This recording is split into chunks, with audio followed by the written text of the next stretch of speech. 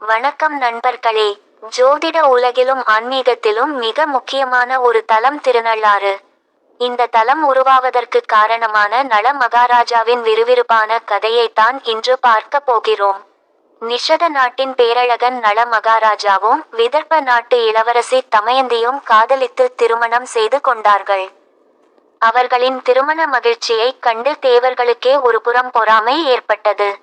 இதனால் நளனை பழிவாங்க நினைத்த தேவர்கள் கலி புருஷனிடமும் சனி பகவானிடமும் முறையிட்டார்கள். ஆனால் நளன் ஒரு சிறந்த சிவபக்தன், அதுமட்டுமில்லாமல் எந்நேரமும் தர்ம வழியில் வாழும் ஒரு உத்தம மன்னன். அவரிடம் எந்த குறையும் இல்லாததால் சனி பகவானால் 12 வருடங்களாக அவரை நெருங்கக்கூட முடியவில்லை. சனீஸ்வரர் ஒரு நல்ல தருணத்திற்காக காத்து கொண்டு வானில் மேகங்களுக்கு நடுவே மறைந்திருந்தார். விதி யாரை விட்டது? ஒரு நாள் மாலை வழிபாட்டிற்கு முன்னால் நளன் அவசரமாக கால்களை கழுவினார். அப்போது அவரது இடது காலின் குதிகால் பகுதியில் தண்ணீர் படாமல் காய்ந்து போய் இருந்தது. தீய சக்திகள் நுழைவதற்கு குளிக்காத அந்த ஒரு சிறிய அசுத்தமே போதுமானதாக இருந்தது. சனி பகவான் நளனை பிடித்த அடுத்த கணமே மன்னனின் புத்தி மற்றும் சிந்தனைகள் மாறத் தொடங்கின. தன் தம்பியான புஷ்கரனுடன் பகடை விளையாடிய நளன் விதியின் விளையாட்டால் தொடர்ந்து தோற்று போனார். தன் கிரீடம், சிம்மாசனம், நாடு என அனைத்தையும் இழந்து அரண்மனையை விட்டு வெளியேற்றப்பட்டார். நாட்டை இழந்த நளன் தன் மனைவியுடன் அடர்ந்த காட்டை நோக்கி ஒரு சாதாரண ஆடையுடன் பயணமானார். காட்டில் பசியிலும் துயரிலும் வாடிய நளன் தன் மனைவியை தவிக்க விட்டுவிட்டு ஒரு மரத்தடியில் இருந்து பிரிந்து ஓடினார். அப்போது காட்டில் ஒரு பயங்கரமான காட்டுத்தீ ஏற்பட்டது. அதில் கார்கோடகன் என்ற நச்சு பாம்பு ஒன்று மாட்டிக் கொண்டது.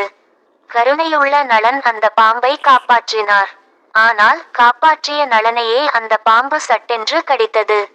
ஆனால் அது நளனுக்கு செய்யப்பட்ட சாபம் அல்ல, சனியின் வீரியத்தை குறைப்பதற்காகவே பாம்பு நளனை தீண்டியது.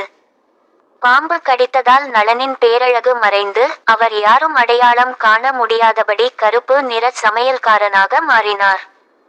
பல வருட கஷ்டங்களுக்கு பிறகு நளன் தர்பாரண்யம் எனப்படும் இன்றைய திருநள்ளாறு காட்டு பகுதிக்கு வந்தார்.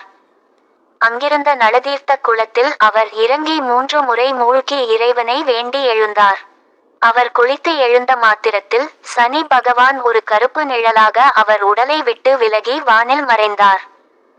நளனின் தூய்மையை கண்டு மகிழ்ந்த சனீஸ்வரர், இனி இந்த குளத்தில் குளிப்பவர்களை நான் அதிகமாக சோதிக்க மாட்டேன் என்று வரம் தந்தார். சனியின் பிடி நீங்கியதால் நளனுக்கு மீண்டும் அவரது பழைய அழகும் இழந்த நாடும் மனைவியும் கிடைத்தன. நளனின் தோஷம் நீங்கியதால் அவர் மகிழ்ந்து வழிபட்ட இடமே இந்த உலக புகழ்பெற்ற திருநள்ளாறு சனீஸ்வரன் கோவில் ஆகும்.